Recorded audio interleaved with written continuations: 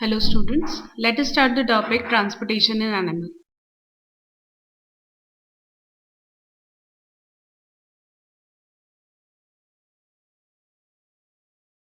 We have seen this topic up to the blood. Now the second component of our circulatory system is blood vessels. If the blood remains confined in blood vessels or a pipeline-like tract, then it will form closed circulatory system. Our blood vessel can categorize into three categories. The first one is called as vein. It's a thin-walled vessel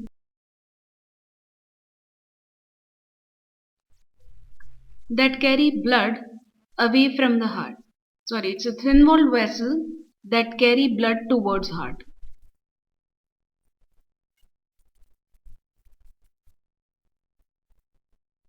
The another feature of vein is usually it carry deoxygenated blood.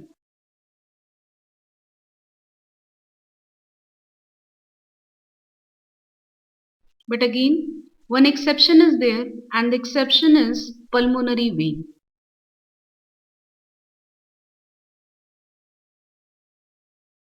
That exceptionally carry oxygenated blood.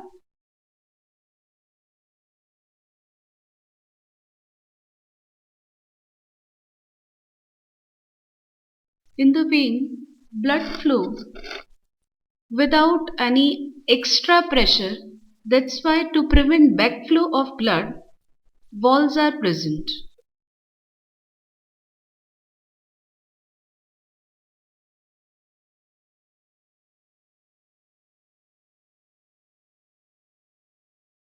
Second is artery. It's a thick-walled vessel that act as the distributor vessel. That's why this one carry blood always away from the heart.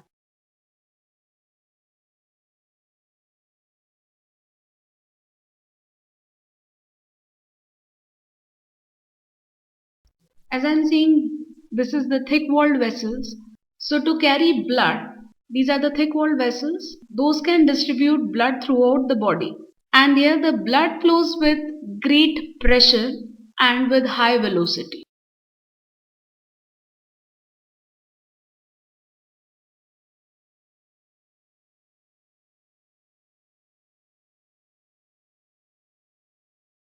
With jerks also. So there is no need to prevent backflow of blood because it's flowing with a great pressure and will not revert back. That's why valves are absent. One more thing, artery always carry oxygenated blood.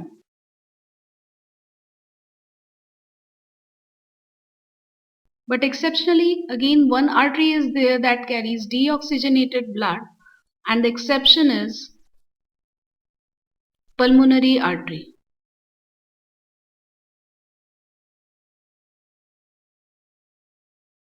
This one carry deoxygenated blood.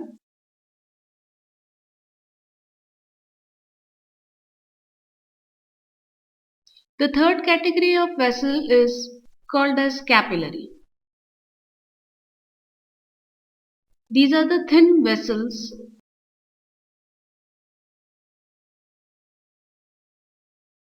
These are the fine vessels actually. Those are devoid of any muscular wall.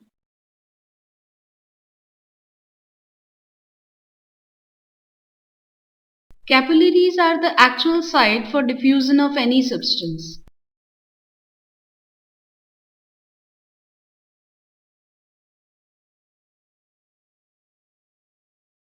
So blood is filtered out here and form lymph. So capillaries are always surrounded by tissue fluid or lymph.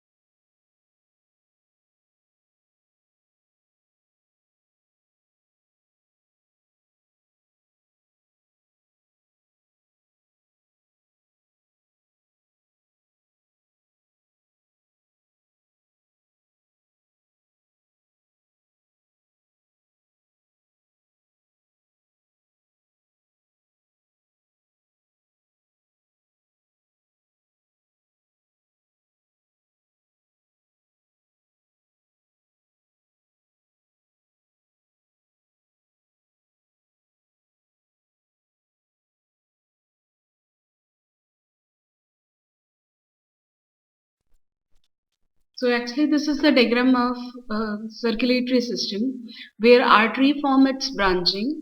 Initial branches are called as arteriole and later on it will further branch and form capillaries.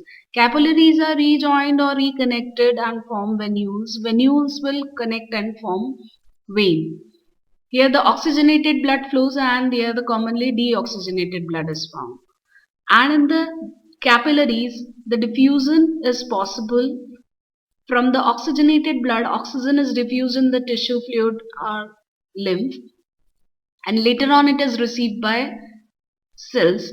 And just like that, cell will diffuse CO2 in it, and that CO2 is again coming in the capillaries through from where this is collected by veins, and that's why arteries always carry oxygenated blood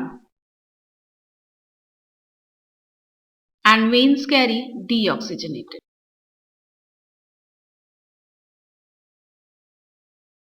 Now the next topic start. This is the structure of heart.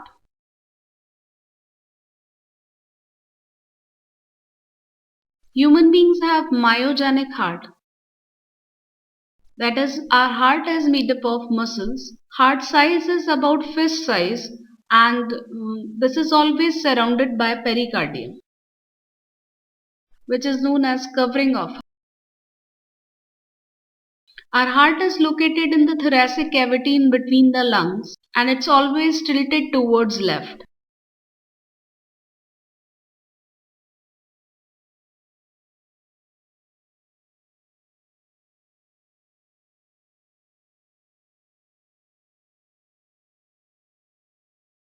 Human heart is four-chambered. Upper two chambers are called as auricles or atrium.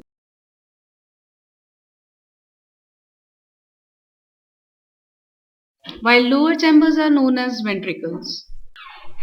Valves or septa are found between auricles and ventricles and the way of movement of blood that is guarded by valves. So right now I am going to draw the diagram of heart. It's a rough diagram through which you can analyze the structure as well as the various data regarding heart.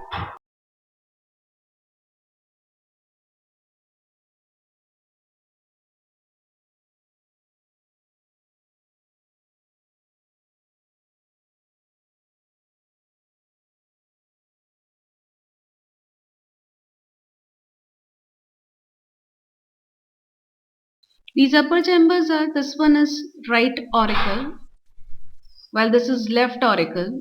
It's right ventricle and this is left ventricle. You can see here the right auricle is bounded by thin wall, its pericardium, while here the ventricle pericardium is quite thick.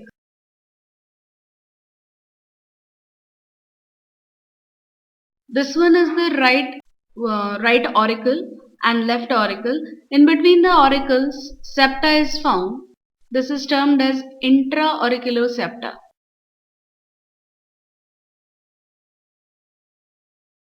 Similarly, in between the ventricle, intraventricular septa is present.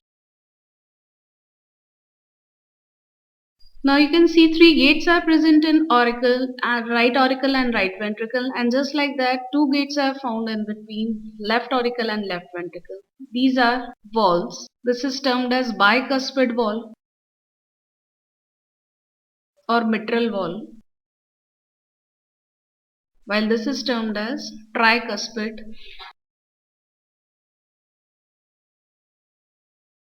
Now in the right auricle, two veins are going to insert. The first one is called as superior vena cava and another one is termed as inferior vena cava.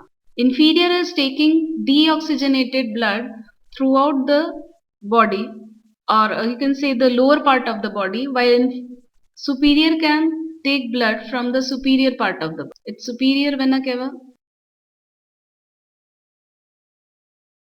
while this is the inferior vena cava.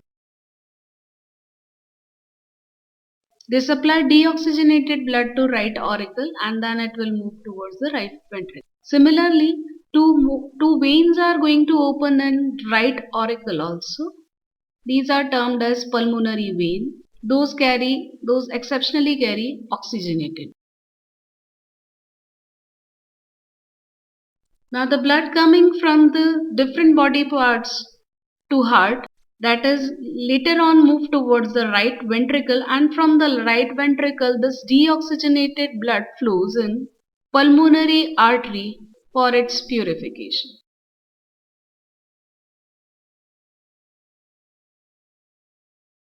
Again, this is the exceptional artery that carries deoxygenated. But in the left hand side part, oxygenated blood flows, and that oxygenated blood is later on carried by aorta, through which it is supplied throughout the body.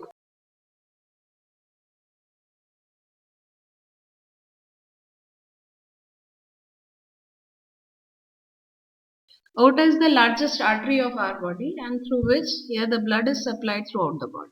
Now last 2 points are remaining in heart.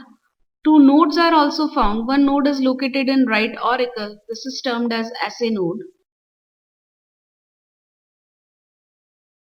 It can generate our heartbeat, while heartbeat is regularly supplied throughout the heart by another node, that is AV node, auriculoventricular node. It regulates our heartbeat. That's why the pacemaker assay node is called as pacemaker of heart, because it can generate our heartbeat. While the pace is set by AV node, so it is known as pace setter of heart. It's over about the structure of heart. In our next lecture, we will discuss about double circulation and the remaining portion of circulatory system.